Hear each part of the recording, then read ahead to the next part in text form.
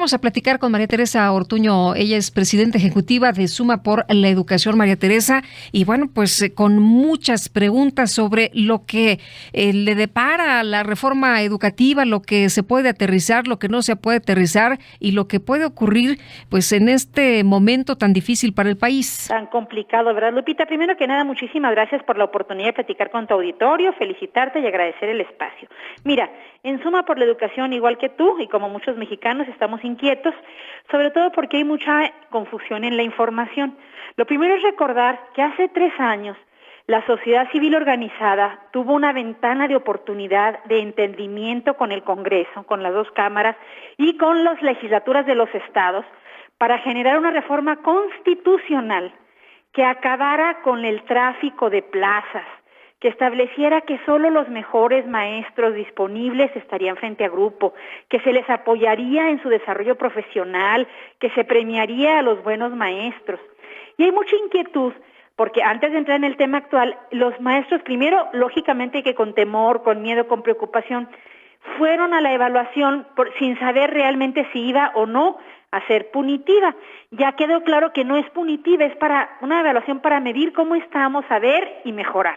Ok, no es punitiva, pero se ha hecho sentir como si fuera punitiva y hay mucha inconformidad entre los docentes porque los beneficios de la reforma no les han llegado con la claridad con que les llegó la evaluación. Entonces, si tú le agregas a el gobierno no se comunica con los docentes, no habla directamente con ellos, se comunica con los sindicatos, se comunica con los medios de comunicación, pero no les aclara directamente sus dudas y entonces existen muchas dudas en un sistema que de por sí es muy grande y agrégale la complejidad de que se atraviesan muchos intereses, no todos legítimos en el camino. Entonces, esta reforma les ha quedado a deber a los maestros. Y en un momento en que todavía no ven del todo los beneficios que se les ofrecieron por la evaluación, nos encontramos con las tragedias, y digo en plural, de Oaxaca. No solamente con lo que no tiene nombre, que es la muerte de 8 personas inocentes, sino con el atraso que tiene a Oaxaca, Michoacán, Guerrero y Chiapas en los últimos lugares de desarrollo humano, entre los cuales destaca la educación. Entonces, esta inconformidad de los maestros de todo el país porque no han acabado de ver los beneficios de la evaluación, se une a la confusión que generan unos vándalos que no quieren diálogo, que lo que quieren es estar en el permanente conflicto para regresar a las situaciones de privilegio que tenían antes, y entonces tienes un cóctel muy complejo y a veces muy difícil de explicar. Solo quiero decir que la solución no es volver al pasado, porque no volveríamos igual, volveríamos mucho peor al tráfico de plazas, de influencia, de corrupción, de poder, de dinero, sino que la solución es que se les cumpla a los docentes lo que se les ofreció, porque la mayoría de ellos, la enorme mayoría de ellos, salieron bien o destacados en la evaluación y merecen el reconocimiento que muchos siguen esperando, otros ya lo recibieron, por su empeño.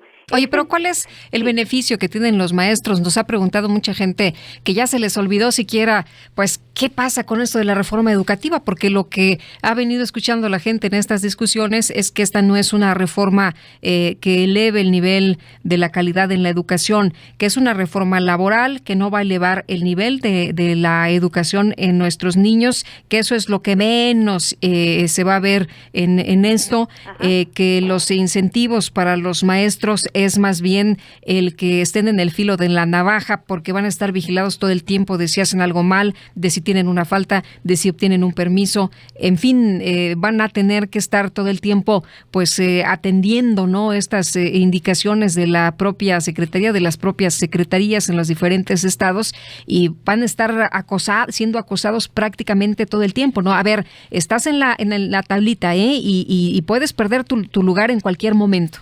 Oye, Lupita, qué bien que lo planteas así, porque fíjate, los filósofos dicen distinguir para unir. Hay muchas cosas de las que se quejan los maestros en las que tienen razón, y no todos los maestros que se quejan queman camiones y detienen el tráfico y la circulación por las carreteras, pero están inconformes. ¿Por qué? Porque no han visto este beneficio. ¿En qué consiste el beneficio? Primero que nada, bueno, a los que salen destacados, un beneficio económico. A los que salen bien y a los destacados y a los que salen mal también, se les da o se les debe dar un acompañamiento personalizado, individualizado para su capacitación. Y esto todavía no lo ven porque es muy complejo de habilitar y porque al mismo tiempo me parece que ha habido impericia en las autoridades para llevarlo a cabo.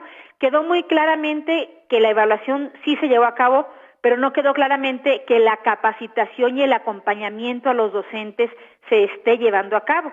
Y no todos han recibido el beneficio económico que se les ofreció, por eso hay esa incomodidad. ¿Qué hay que hacer con esa incomodidad? Resolverla, no regresar al pasado, dotar a los maestros de la información necesaria para la capacitación, para la actualización docente, para la mejora profesional.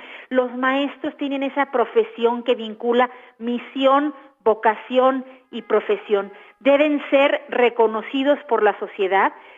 La enorme mayoría fueron a la evaluación y merecen que no se le dé marcha atrás a su desarrollo. Pero existe, como tú lo dices, esa confusión porque no han visto todos ese beneficio, tanto económico en algunos casos de los destacados, como de acompañamiento en la formación docente. Entonces, eso se tiene que resolver y en eso ha habido errores o sepa Dios qué, que se tendrán que corregir, pero que la solución no puede ser derogar una reforma que fue una conquista de la ciudadanía que quería acabar con el tráfico de plazas, con la corrupción en el manejo de esto y de los dineros que son muchos en el tema educativo. Ahora, yo no veo que haya maestros que estén totalmente completos. Si tú te das una vuelta a las escuelas aquí en la ciudad, no hay que irnos a la sierra, aquí a la Ciudad de México, pues hay algunos cartelones donde los maestros están trabajando, pero están expresando su inconformidad. Claro. Y hay profesores que dicen que se sienten muy presionados, y hay profesores que dicen, oigan, es que deberían de aplicar de acuerdo con cada estado y con cada realidad. No es lo mismo una ciudad que una comunidad. Claro, o sea, no es el mismo profesor que da. La evaluación tiene que ser diferenciada y de hecho lo primero que se les pide a los docentes en la evaluación de permanencia es que expliquen el contexto en el cual se desempeñan. Por esa razón, la enorme mayoría de los maestros mexicanos salieron con muy buenas calificaciones y merecen nuestro reconocimiento y felicitación, porque la evaluación no puede ni debe ser individualizada.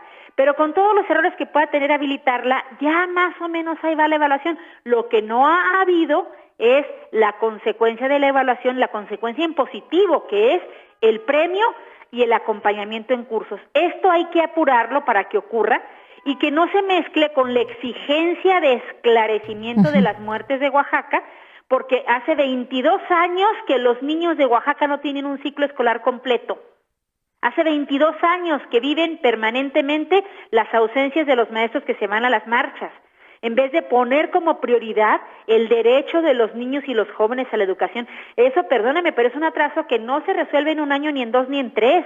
El que tengas generaciones enteras que no cursaron una educación mínimamente satisfactoria, ¿con qué armas van a enfrentar la vida y el desarrollo y cómo van a romper el círculo de la pobreza? María Teresa, aquí lo que ustedes están planteando es que no debe haber una negociación de la reforma educativa, o sí debe haber algunos cambios que se pongan en la mesa ya con la realidad que viven los maestros. Sí debe haber cambios que se pongan en la mesa para que se pueda ajustar localmente, pero no dar marcha atrás. En otras palabras, se tiene que entender el contexto social en el que se da la evaluación, para que pueda ser tomada, para que se escuche a los maestros, para que se tomen en cuenta las circunstancias en que ellos están, que se han tomado en cuenta, pero quizás no lo suficiente. Entonces, que se dialogue con ellos, porque el problema, insisto, es que el gobierno dialoga con el sindicato, dialoga con los medios de comunicación, pero no dialoga, no escucha a los maestros directamente. Ellos tienen mucho que decir y deben ser escuchados. Suma por la Educación, la organización que dirijo, insiste en la defensa de los docentes, de la enorme mayoría de los buenos docentes que hay en México, pero también en la defensa de la conquista ciudadana, de que se acabara con las trácalas, con los trafiques y con las componendas en la asignación de estas plazas. Muchos maestros lo que dicen es que va a ser la misma situación, solo que va a cambiar de manos.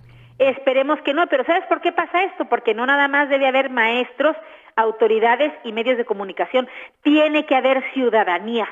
Vivimos en esta esquizofrenia loca entre centralismo y federalismo, y que popularmente se arreglan y que no se arreglan, porque falta una ciudadanía informada, crítica, que aporte, que reconozca, que premie, que castigue, pero que se informe para poder realizar esta tarea. Yo creo que en donde ha habido ciudadanía es en donde mejor se ven los efectos de un avance en la educación y en los demás temas de la vida comunitaria, ¿verdad? En salud, en desarrollo, en medio ambiente, en derechos humanos. Se requiere ciudadanía informada para que no vayamos con el primero que nos cuenta la versión que le conviene que creamos. No es posible que haya tráfico de la información en beneficio de unos pocos usufructuadores o que quieren usufructuar con la tragedia educativa de México para sus fines partidistas y electorales. Muy bien, pues muchas gracias por platicar con nosotros aquí en Formato 21 y bueno, seguiremos discutiendo, me parece, del tema todavía. Lupita, te agradezco muchísimo la oportunidad y un saludo a tu auditorio nuevamente y saludos desde Suma por la Educación. Muchas gracias por